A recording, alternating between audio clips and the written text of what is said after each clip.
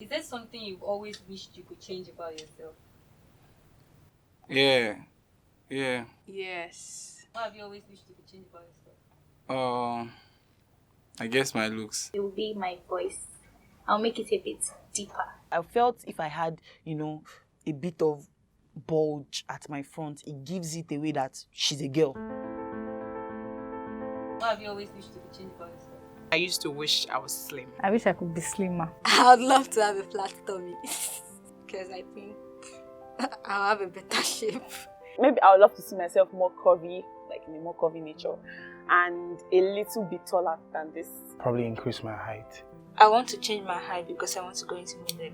I think it's my legs. My legs and my skin. Well, before I'd love to change my skin color.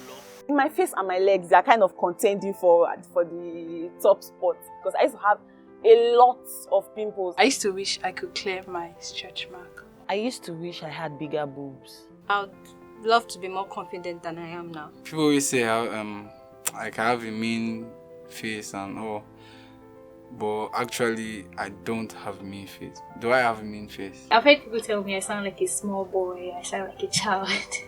I think it makes people not take me seriously. Most of the time, people mistake me for being a boy, so I used to blame it on my boobs. That if I had, boobs, when people see me, they will immediately know I'm a girl. So that was one of my deepest desires. So many people have said I'm getting fatter, it's almost every day, and it's always somehow. When I'm walking on the road and people are looking at me, I feel like they're looking at my legs, even if they are not. I just tend to feel they're looking at my legs because it's not straight. There was a time I could not wear armless because I feel like anytime I just walk into a place and I'm wearing armless, the first thing people will notice is my stretch mark. The way people always, the way they refer to me, if they want to call me, they say, that girl, no, the one that has pimples. Some people are so rude that they walk up to you and be like, what are you using for this thing? I'm selling something. I know somebody that is selling something. Blah, blah, blah. And very, very annoying. Like, at home I felt good and all, but immediately I stepped out, the first thing I would hear, what's happening to your face? Have you used this? As in, I got over 100 recommendations. Growing up, all my friends were slim. My sister was slim. My cousin was slim.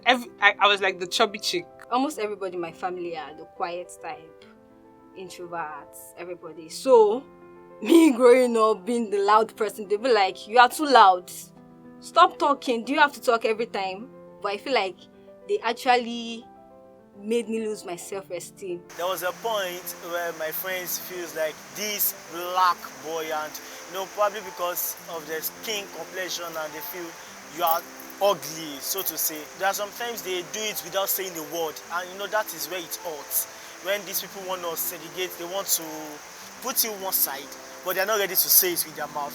Their actions are, showing it to you. Sometimes I used to feel like a supermodel, so I want to try the wrong way stuff thing. So there was a day I just started to practice, and I saw my legs, and I was like, wow, my legs are not straight, so they are K's. When I was in uni, I used to be a goalkeeper, and there's a difference between knowing how to jump and when you're naturally tall, the advantages it gives you, and other things in life, okay, maybe if I was taller, maybe when I talk to some ladies, they will probably give me some attention, or maybe as an actor, if I was taller, maybe I would have gotten some roles. I've gone for interviews, modeling, casting, and that has been a criteria, and I'm always rejected. Back then, I always feel sad and rejected, especially when I go with friends that are taller than me, and when they say, you stay, you go home. It's really sad when I hear that. So I've done so many things. I've worn 2 bra. I wore waist trainers. I've used drugs. I used toothpaste on my face. I used tomatoes. I used carrots. I used POP. As in, there is nothing I did not use. I've drank slimming tea. I tried slimming tea. I have used carrot oil. I read online that fenugreek oil used to make your boobs big. So I spent money on fenugreek supplement.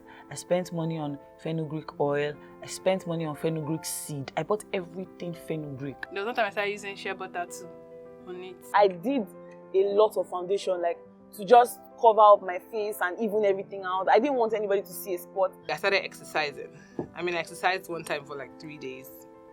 And it was just, I was tired. You know when they say exercise, you exercise, and when you get back home, you are literally torn apart. You can't even lift a limb. You can't even laugh properly because under your belly is aching. So there's this myth in the Yoruba culture. If you eat a lot of beans, that you grow taller. You understand? So I would eat beans, eat and eat and eat and eat and eat. I stopped taking soda. I've not had soda for 4 years. I think I put my leg under the bunk. You know, like the way the bunk is, you can trick your leg under all those small bunks. Then tell him to pull you. So I was thinking maybe if you pulled me, probably I could stretch. Maybe.